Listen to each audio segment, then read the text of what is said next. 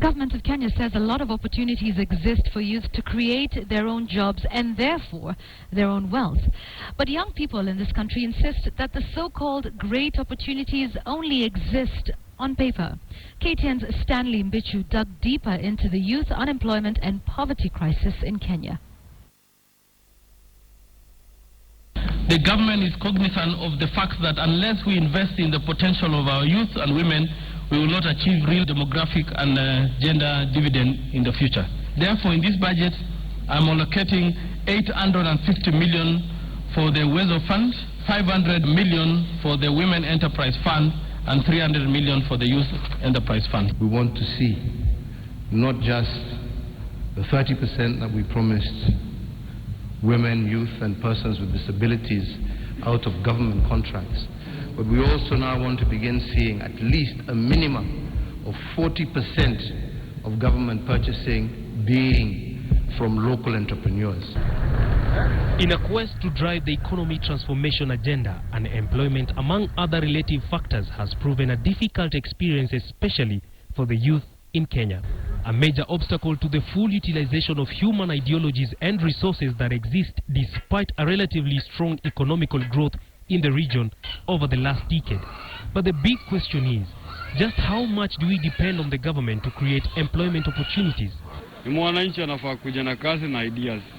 Serikali inatuboost. Na ikutuboost ni ile pesa ambayo wanatoa zitufikie si wananchi ndio to create jobs. Lakini hiyo pesa nayo unajua sasa ikitolewa hazitufikii idea tuko nazo. Mimi ndalilia serikali ikizidi tu create man. Mimi siwezi create ya kila mtu, na create yangu peke yake. Na pia si lazima ni ya shida ile itoshi bado. Many people hold the opinion that the rate of unemployment can be minimized only if Kenyans also focus to present opportunities that are currently unexploited. If you sit around and wait for the government to come, the government will always be there. It has always been there and it will forever be there. So as youth, let us be more of citizens rather than being subjects. Because when you're being subject, then meaning that you are being subjected to negative powers and negative influence to cover us. Kenyans are used to cry to the government for help. Even me, I used to cry. But when I realized that the government is just there to serve the whole nation, but opportunities are lying with us, it is only about us opening our eyes and realizing them. Then we just make a difference. We need to change our mindset. The government spends billions of shillings on technology every year, and yet none of it is spent amongst our people. I don't understand why. Yeah? It's easier to make money out there than it is to make money from you. But we shall change this, and I want to promise you that we shall change this. Is the government doing enough in creating jobs for the youth? Wapi manze, karibu kila mtu ni jobless man. Sasa unapata, hao ndio wanapana create majob. Juu sisi hatuna kanini ama kanini. Juu wewe utasemaje tuta create job hapa? Kanjo ikikupata hapa inakutoa mbio mbaya sana. Nani una feel analegea sana katika kazi yake? Serikali ndio wanatufail. Lakini serikali iko sawa.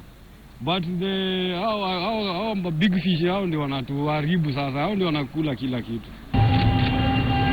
On its part to address unemployment, the government has had 3 recruitment exercises of 31,000 NYS servicemen and women.